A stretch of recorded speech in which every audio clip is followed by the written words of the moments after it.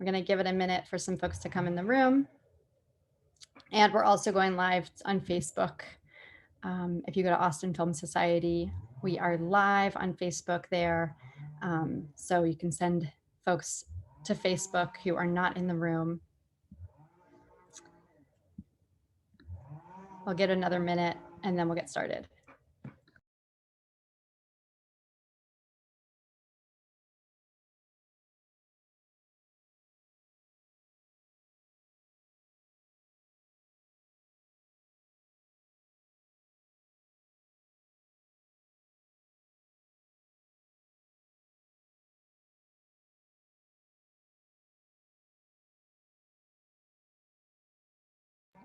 All right, hi everybody. My name is Holly Herrick. I'm with Austin Film Society. Thanks for joining us here on Zoom and on Facebook Live as we talk about In-Between Girl, which is one of my very favorite discoveries of the festival, though technically it was not a discovery for me because Austin Film Society was involved in funding the film through our AFS Grant program, and Mei Makino, the amazing writer-director, received some support through Austin Film Society in the making of this movie, and we're incredibly proud to have supported it. If you have not yet seen it at South by Southwest, it is absolutely a discovery of the festival, and we cannot recommend it enough. And I'm really lucky today that for this live chat, I am joined by the many of the creative team from the film, not everybody, but we've got an amazing group here today, starting with Larissa Akhmetova, who is the illustrator of Angie's, Angie is the main character of the film, of the artwork in the film. And if you see the film, you will definitely have some questions for her. We have the incredible Chiu, who is the cinematographer of the movie. And then we've got some cast. So Emily Garrett, who plays Cheryl, is here with us. William Magnuson, who plays Liam. Emma Galbraith, who plays our main character, Angie. And then we've got Connor Pickens, who is the editor and co-producer, Matt Stryker, the producer, and Mei Makino, the writer-director of In-Between Girl, joins us as well. So it's a party, and I hope you all will put your questions either in the chat, in the Q&A function if you're in Zoom, or on Facebook. You can just put it in the chat and we will get to your questions. So I'm going to get things started with Mei Makino. I think, you know, the film really blew me away with, I mean, it's so funny and it's so tonally consistent. You have an incredible cast and you put it together, you know, like any indie film comes together with great effort and probably great difficulty. So I just sort of wanted to hear kind of the story of how you amassed sort of the energy and the team here to get this off the ground, because it's absolutely, you know, the dream is to be able to make something really special on such a limited, with limited means. So we'd love to hear about that. Yeah, I mean, I think I have to give so much credit to this team. This film would not exist without any of them. So I wrote the film in 2017 and I wasn't even thinking about making it. And I really have to shout out our producers, Matt Stryker and Connor Pickens, who, when they read the script, they were like, this needs to be made. And they really pushed for it. And so after that fact, we were like, okay, we're making this. And we had about a year of pre-pro. And within that year, I remember reaching out to Ivy Chiu, our wonderful director of photography, and just kind of telling her about the project. And we got a drink and I told her about it. And she was so kind. On that night, she was like, okay, I'll do it. And, you know, I was thrilled because Ivy's work is completely amazing. And then William came to us through an organization called Creative Action. And they were also two people that I met early in the process because we had to make a video for AFS. So we auditioned some kids, but Emma and William really just blew us away. They were incredible. And the day after we shot that proof of concept video for Austin Film Society, I emailed them and I was like, hey guys, I want you to be in the main thing. And they accepted, which was amazing. Larissa Akhmetova has been my friend since, Larissa Akhmetova. I'm so sorry, Larissa. It's taken me a long time to get that. That was my fault because I said it incorrectly and then I'm sorry. I landed it in your brain. I'm so Sorry, Larissa. Okay. Larissa and I met in, well, I was in 5th grade and she was in 4th grade. And I asked her to do the artwork pretty early on, but I don't think she knew how much art she was going to be making for the film. But she was amazing and super creative and came up with so many good ideas. And really, her art just informs so much of who Angie is. And then Miss Emily Garrett came to us through auditions. She sent in like a taped audition, and we really loved that. And then she came in for callbacks and read with Emma and read with William, and just we were so giddy about her. And then Connor, also editor of the film. I've known him for the past 10 years. And I asked him to edit it and he said yes, and he just did a phenomenal job. And there's so many other people on this team I can talk about, but really it just came together with a lot of new friends and a lot of old friends, and a lot of heart. That's wonderful. I think it's actually kind of a miracle that you did just a limited casting for William and Emma, because they are incredible in the movie. And usually, you go through thousands of young actors to find that kind of chemistry and those performances. So, I mean, I think that's amazing. What did you see in them? And then I'm gonna ask you guys some questions too.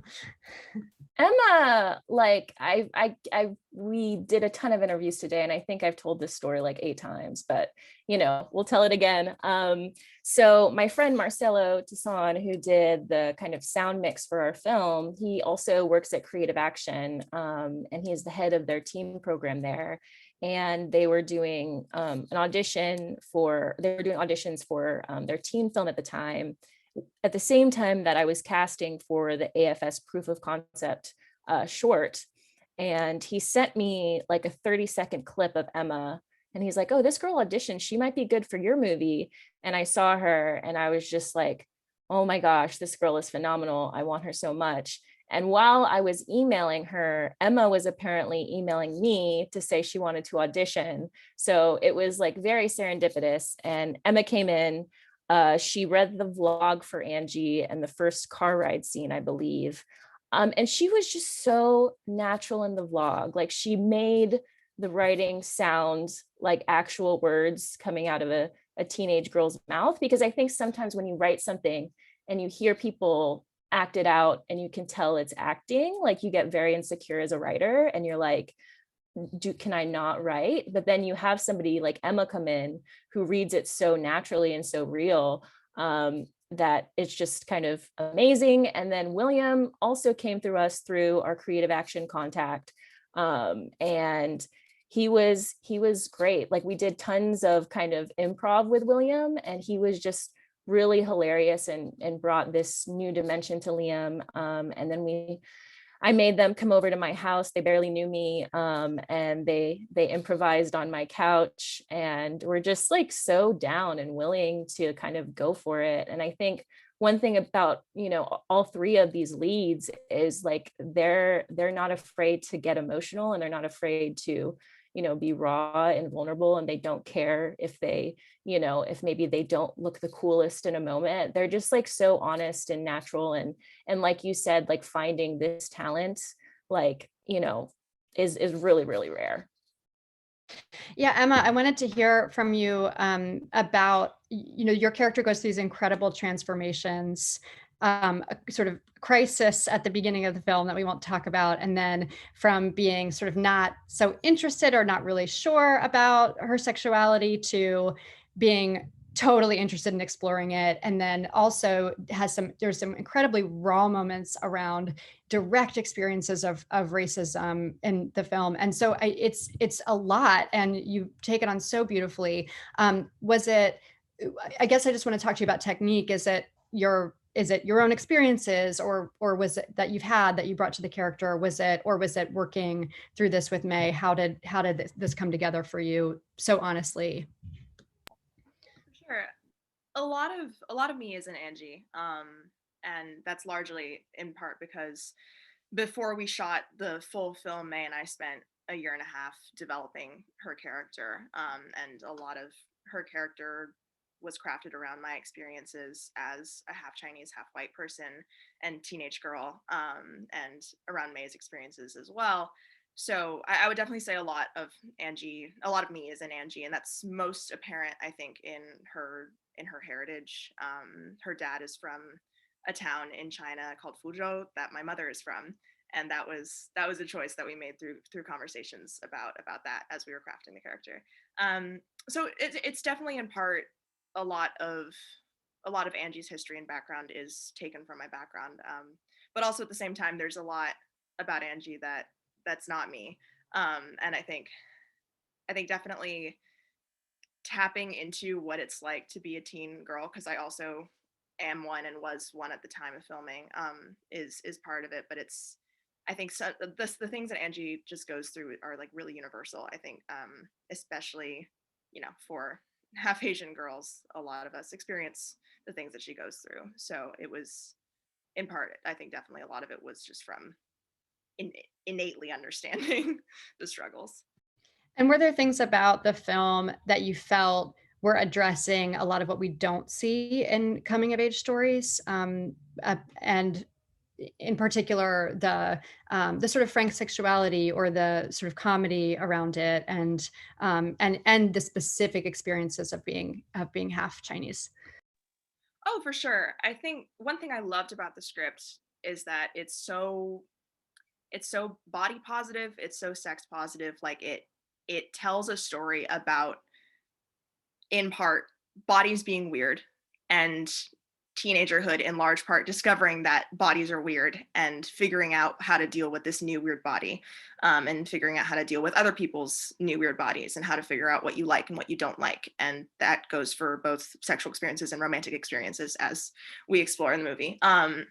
So that's one thing I think is really special about In Between Girl, within the coming of age genre, is that it really doesn't, it's not afraid to go after that and be like, yeah, no, let's all acknowledge, please, that bodies are weird and awkward experiences are perfectly normal, and show that by showing this character who's struggling, just putting one foot in front of the other to get through this, but ultimately, will make it to the other side and everything is going to be okay. William, you had a challenge in that your character sort of wears this sort of bold confidence, maybe as a little bit of a mask. Can you talk about building that performance? Yes. Yeah, a lot of Liam was like, we spent a lot of time working on him and making him as real as possible. And he definitely has this, you kind of see in the film, he has emotional damage and trauma that he hasn't ever dealt with and probably won't. And he uses this, crafted ego of like this charismatic, goofy person, to help him appear as if he's like the nice, goofy guy, and that helps him rationalize everything that he's doing. And he's ultimately rewarded for all of his bad behavior by like this culture that he's grown up in, it's very toxic, like boys will be boys, be a man, don't cry, go after, if he chases a lot of ladies, oh, he's just, like, that kind of stuff is all like around him and I think influences him. So when he's doing these awful things, he tells himself like, oh, it's literally like, it's not that bad, I'm not really doing anything that bad. And I think that's where it's like, I don't know, that's where it was kind of this clash between a lot of the personality is me, just being goofy and silly kind of, and then merging that with Liam, where it's like he's using that facade to do some pretty god awful stuff. That was what I thought was the most interesting thing about Liam. There's so many ways in which the film is subtly looking at issues of class and race and power. The film takes place in Galveston, and Mei and Emily, I wanted y'all to talk about. There's definitely this interesting dance that you're doing, where there's a moment in the film where William describes his girlfriend, who is played by Emily Garrett, as something like a gentle or fragile sailboat, whereas Emma is a yeah, what was it, a tugboat or like a battleship? A battleship. It was a battleship. And so there's these there's racial undertones to this. We're talking a lot in our culture right now about white women's tears and sort of the mythology of white women's tears. And I think the line you walk is really interesting in the film because William is William's character Liam is subscribing to that myth, and yet you put Emily in the position to kind of struggle with that herself. And so I wanted to hear you both talk a little bit about Emily and this construction of sort of the white female character whose identity is kind of co-opted by the culture. Yeah, I think Cheryl's character gets a lot of stereotypes thrown at her. And I think, like you said, Liam's character is down to talk terribly about her, but it's like something I've kind of, noticed in society as well, like white women's tears. I think there's also, there are a lot of stereotypes about kind of, white women. I'm trying to think for the right word right now, but, maybe not being as nice, or maybe being kind of fake nice or something like that. And, I've been in situations where, I'm not going to lie, I've been talked down to by white women, but I've also have amazing white women in my life and amazing white friends who have been so awesome and helpful and empowering. And that's kind of what I wanted to do with the Cheryl character, is she's none of those stereotypes at all. Emily, do you want to chime in? Yeah, for sure. I mean, obviously, I think just shown by her position in the society, like she's an influencer, she has all these people looking at her. Obviously, she has an immense amount of privilege just because, she's this white girl who posts stuff on Instagram and all that stuff. But at the same time, she is still looking a lot for her own identity, I guess.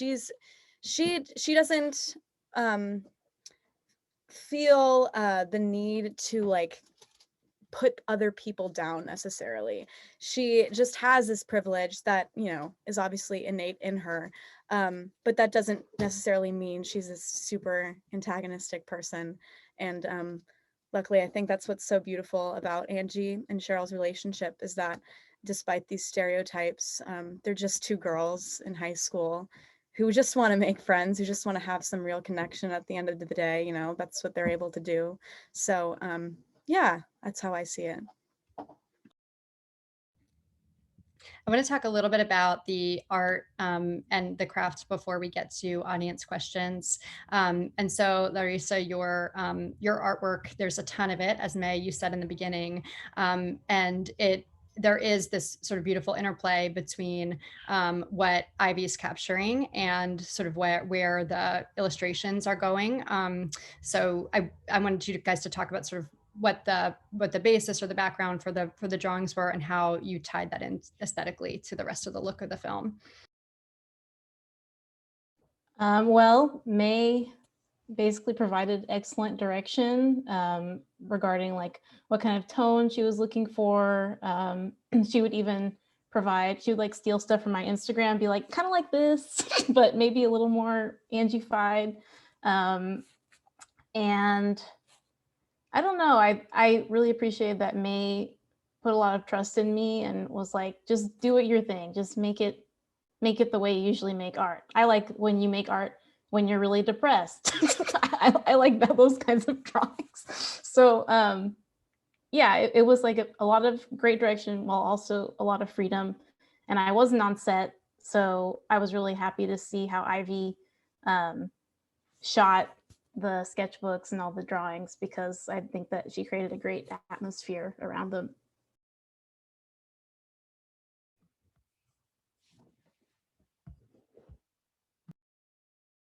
Yeah, Ivy, would love to hear from you, just in general about some of your approach and sort of the discussions you and Mei had about the look of the film, and specifically how you might kind of tie into the perspective of Angie and the drawings as well.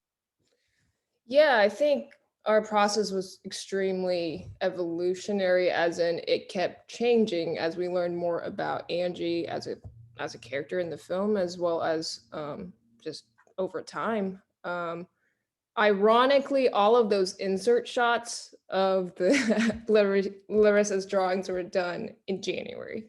So we did it this year, much later than principal photography. And I think Mei and I had conversations about how we just needed more texture. And we shot this film in 15 days as far as principal goes, 15 days with a really, really small budget. And so every time we had a scene, we really were only able to do 1 to 3 shots for coverage, unless it was like a very important scene that required just more coverage in general. And so I think Mei and I had approached this with budget in mind to start, but also with prioritizing the efficiency of the shots.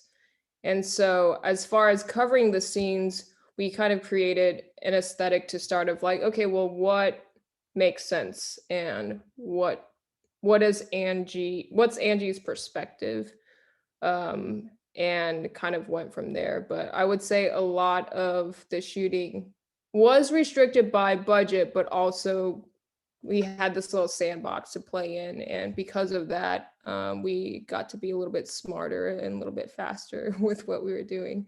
But I think as Connor continued to edit the film, and once we got to crunch time, we realized that we really wanted Emma to have more of a, not Emma, but Angie have more of a voice.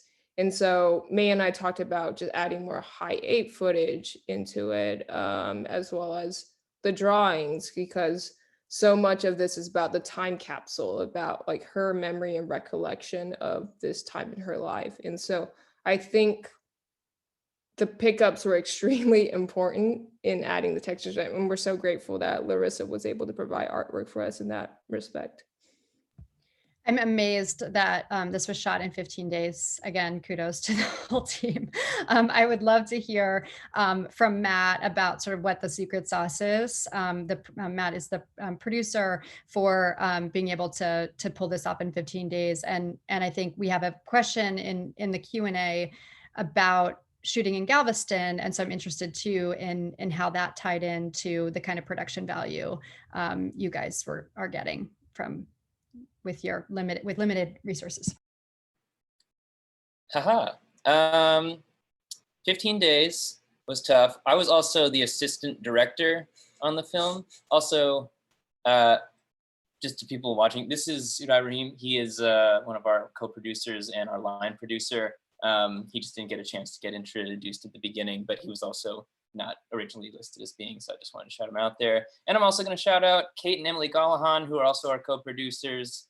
We love them and just wanted to shout their names. 15 days. It was very hard. And I'll be honest, a lot of it is in-kind favors. We broke the production down basically. We shot across, the 15 days were across 3 weeks, and the first week was Galveston. Galveston only had 5 days, and we knew that, so we had to make very choice selections about exteriors to establish the place cinematically. And we still, Ivy and Mei, in the January pickups, went back later to just get a couple of sweeteners. But it was funny because a lot of the material in Galveston was the end of the movie. So a lot of the actors actually had to play the end beats at the beginning of the shoot, which was always very interesting for me, just to see how Mei and Emily navigated that, and Tan, and I could say a whole bunch of names. And then in Austin, the second 2 weeks, that's just where the crew's from. A lot of us were friends at UT. That's where me and Mei met, me and Connor and Mei met, and Ivy and Larissa. I believe you also went to UT, but I did not know you then. So, but a lot of the crew is based there. So a lot of our interiors we shot there. And a couple of choice exteriors, like the treehouse stuff, is in Austin. Shout out to Mei's parents also. They housed like the entire crew of like 15 plus people. They fed us, they took care of us. They earned their associate producer credit because, I mean, this was really a production of people making do with what we had, and a lot of good spirits. And sometimes it was tough, but I don't know, good vibes in general. Mei, do you have a background in Galveston? Yes, so I was born in Austin, but I moved to Galveston when I was around 7, and I kind of grew up there till I was 18, and then I ended up coming back to Austin for UT. I did go to like an Episcopalian private school that Larissa also went to in elementary school and middle school. So there was definitely some inspiration there for the script. And Galveston itself, what was important to you to capture? I think Galveston, you know, it was something that like when I was a kid, I was just like, oh, why do I live in Galveston? Why do I like have to film here? Like, you know, because I was an aspiring filmmaker at the time. And I really didn't see the beauty kind of in it until I was older, and we went back and I'm like, wow, the houses are really gorgeous. These colors are great. This would be something interesting to like put on film that we don't see normally. But it was a lot of fun. Like one of the scenes, like actually, like I feel like two of the scenes, like we shot in an alleyway during the sex montage, and I would always shoot in alleyways kind of growing up for music videos and things I was making. And in the final scene, kind of there is the platform where Angie and Fong are talking, and that was a music video I used that Larissa starred in, you know, like it was kind of like I went back to a lot of places that were important to me, like Evia, where Cheryl and Angie are sitting on the bench. Again, Larissa and I, you know, would get Sonic and go and sit there and talk about, you know, our problems. So it was interesting because I think, you know, a lot of places are really close to home. You know, the house that we shot, Angie's house, like the exteriors, is my neighbor Pam's house, who, you know, right before the shoot, Matt was like, we were scouting it because she had told my mother like, oh, it's fine, they can film whatever. And so we didn't talk to Pam, and we were just like looking, and we were trying to figure out how we could logistically like make it look like Angie was climbing through the window. And so Matt was like looking through Pam's window. Pam looks at Matt, and then she comes outside and she's like, who are you, or whatever. And we were like, oh, we're with INBETWEEN Girl. And she's like, oh, great, wonderful. And so Pam was just, you know, she was a hoot, and she knew everyone's name.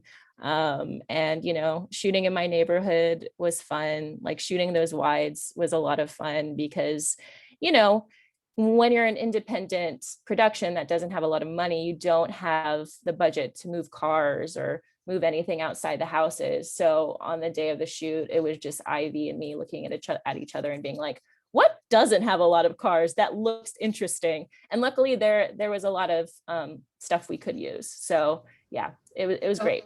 So creative. We have a question from Facebook about about the coverage, which Ivy talked about a little bit. And so the question is, did you all storyboard every scene, or was it a little bit looser? And like Mei, you described, it sounds like it was a little bit looser based on your restrictions. Mei, do you want to get this one? I'll let you take it. Okay, cool. It was definitely on the looser end because I don't think we even had time. Gosh, like pre-production was nuts, and like we said, we didn't have money, and so basically we shot everything camera-wise with like things I owned. So like we didn't have any fancy gadgets. We just had like a good camera and some lenses, and that was about it. And so much of my process of working is being in the space and understanding blocking and working with Mei and the actors of figuring out, okay, these are the resources we have. What can we do to make this interesting, right? And so I think we had a shot list that mostly just said wide, medium shot here, close up here. And then once we were there, depending on the amount of time we had, depending on how angry Matt was with us about going overtime, we adapted. And I think being in the spaces, I remember in the bedroom and even in like Cheryl's house or something, the shot list probably said like, you know, wide shot, medium shots, close up. And we found ways to be like, okay, well, what is motivating the story and motivating the camera?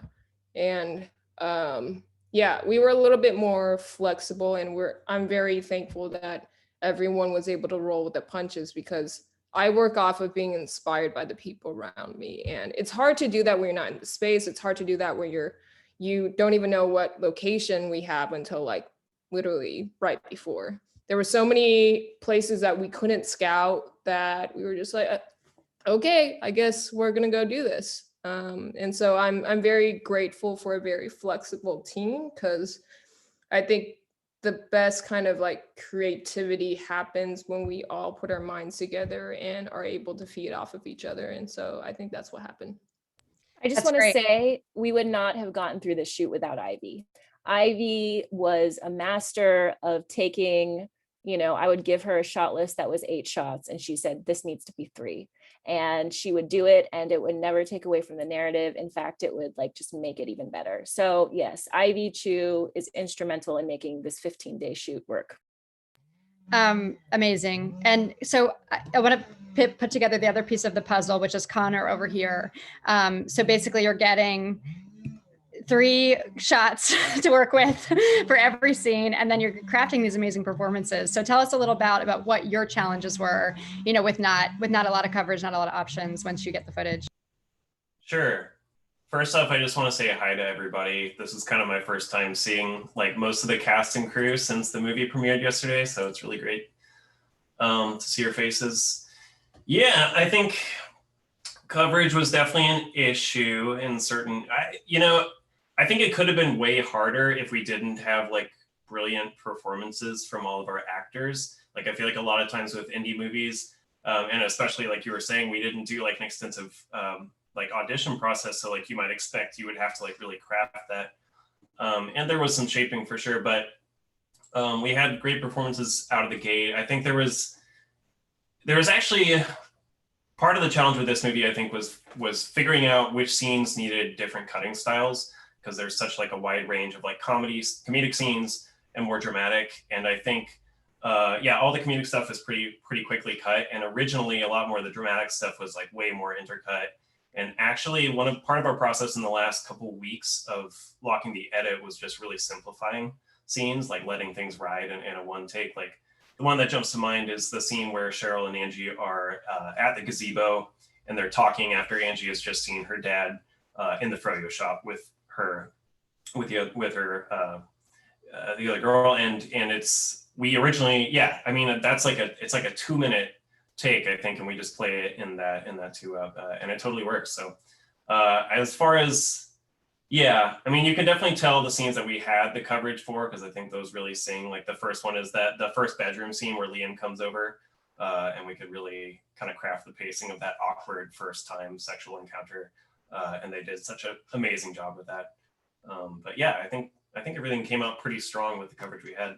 Well, I was going to say, you can't tell. The movie works so well that you can't tell that there are some scenes that might have had more coverage than others. So no, you can't tell. And I think that's just a real testament to the amazing work that you all did.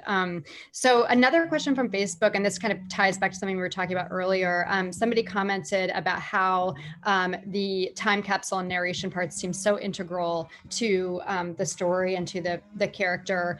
So can you just kind of clarify how you incorporated those that you mentioned? I think they were shot later. And so how did that work its way in via the script and then also via the just the chronology of the shooting? Mei, do you want to take that, or do you want me to talk about that a little bit? Do you want to take it? Sure, yeah. I mean, it was definitely, Mei has talked about it before, like all the voiceover and the art stuff, like the pickups that we did actually gave us a lot more flexibility later in the edit. A big part of this movie is trying to piece together these different tensions that exist in Angie's life. And and we did a lot of reordering and trying to position certain scenes so they augmented the tension in the other narrative thread, you know, between the parents and then the stuff with Liam and Cheryl. And all the high eight stuff that we shot and the VO, just like it gave us extra interiority that we could kind of like paste these scenes together with and kind of get at how Angie's feeling going into certain things without telling you necessarily. Like just giving you an evocative art piece tells you so much about what she's thinking. Mei, do you want to talk more? Yeah, I think you put it really well. I would just say that like all of the high eight stuff, all of the art, the time capsule, that's all going to future Angie, you know, so the whole movie is Angie just basically talking to herself, you know, and one, like we cut it from the film, but in the first vlog, you know, Angie asked a lot of questions. She's like, am I going to be a future artist? Am I, you know, am I going to have a gallery? Am I going to have a hot boyfriend? Like she's asking, you know, all of these questions, and she's very caught up with the idea of who thinks she thinks she should be.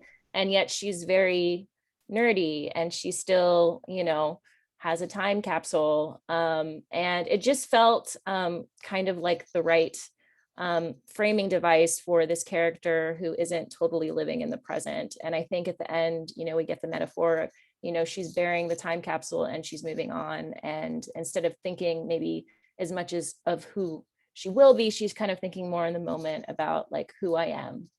So, yeah. That's great. We've got another question from Facebook. And this person said, we loved it. What's the biggest change in the story from the script to the final edit?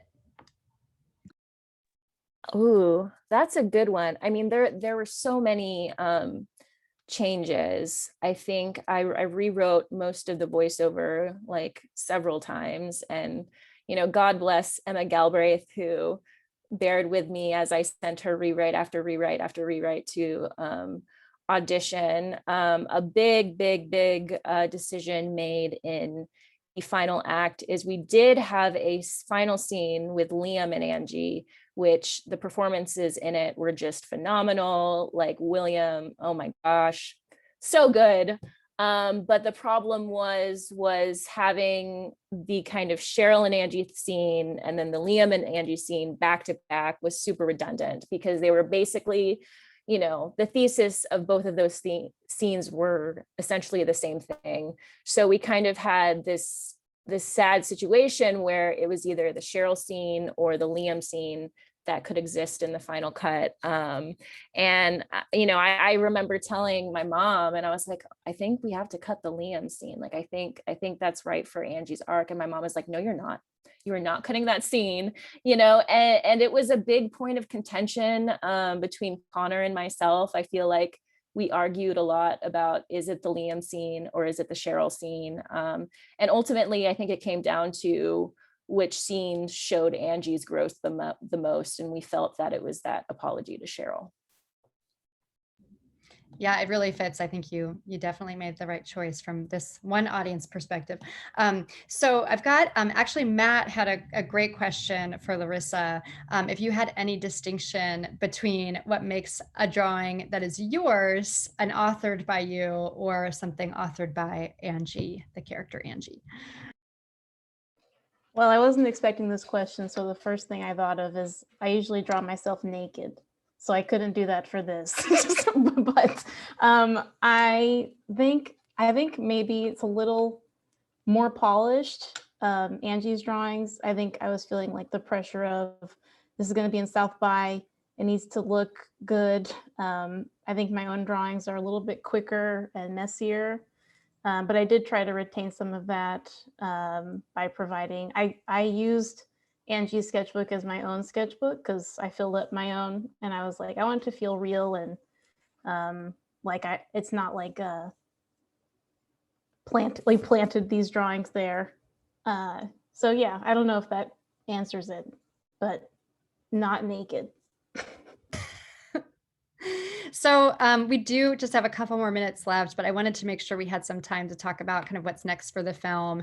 What are, you know, you mentioned at the beginning that you really do hope that that people get to experience this perspective, Mei, and that it gets out there. But anything we should know about following it for the future and making sure folks who weren't able to see it at South by can see it. We should also mention that they have another day to see it at South by because it's streaming till tomorrow. So if you've not yet seen it, go, don't stop, go to the South by and watch In Between Girl.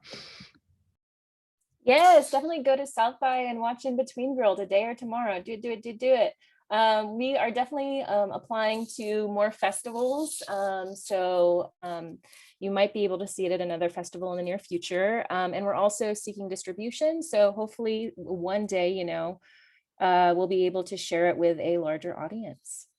That's great. And I think, you know, when somebody's asking, what can we do to support? Well, I mean, I definitely talk about the film. If it's a favorite of yours at South by, let people know on your social media. It sounds surprising, but distributors do look at that. And so, you know, if anybody is watching and wants to just continue to share about how much they enjoyed the film, I think that that's a great way to spread the word. Can I also just say that on March 21st, that is when people are actually going to be able to vote for like the audience awards. So if you liked In Between Girl, please consider voting for us because it does affect us and it is appreciated. Thanks, Matt. And for the actors, can you all let us know kind of what's next and what you're working on next so we can follow your careers as well? Emma, you can start since I saw you almost unmute. Cool. I was gonna say, like, does anyone want to go first? Yeah, I can kick it off. This was my first feature, time of my life, and I'm just really excited for hopefully more opportunities to do more awesome films like this one that just tell like really real and fun and good stories. As simple as that sounds. So I'm very, very excited about, you know, any opportunities that come in the future, and hopefully maybe even opportunities to work with this team again in some capacity. And yeah. So as far as acting goes, also college on the horizon. But so far we're having a blast and looking forward to more opportunities. I'm really like, honestly, my goal is to just do 20 more projects exactly like this. Like this is kind of, I was thinking about it, like this is exactly the kind of movies I want to be a part of. And I'm just gonna do my best to keep doing this as many times as I can. So it's pretty much as simple as that.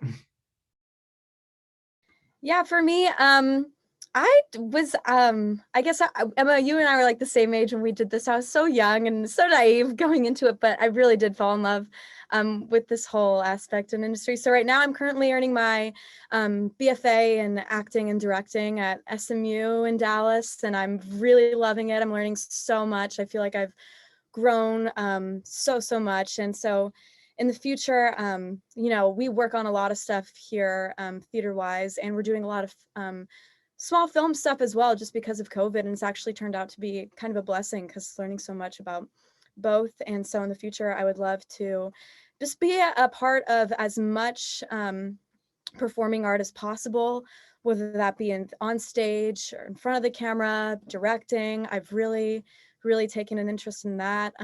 It's been just super fun and really intriguing to learn about, and maybe even writing too at some point. Everything is just really exciting to me, but for sure, just looking for as many acting opportunities as I can, whatever medium possible, for sure. Yeah, that's what I'm currently up to. Thank you all so much. This has been so much fun, and I'm just so happy for you all and what you achieved with this film. And it's been it was so wonderful to see it at South by this year. So I hope everybody watching gets a chance. And thank you again for joining us. And I hope to see you all soon, maybe at the AFS Cinema one of these days. Bye, everybody. Thank you for having us. I miss all of you. I'm sorry that I wish we could be in one place instead of a Brady Bunch box, but someday. Oh, you're invited too. Awesome. I'll be there. Thank you, everybody. Bye.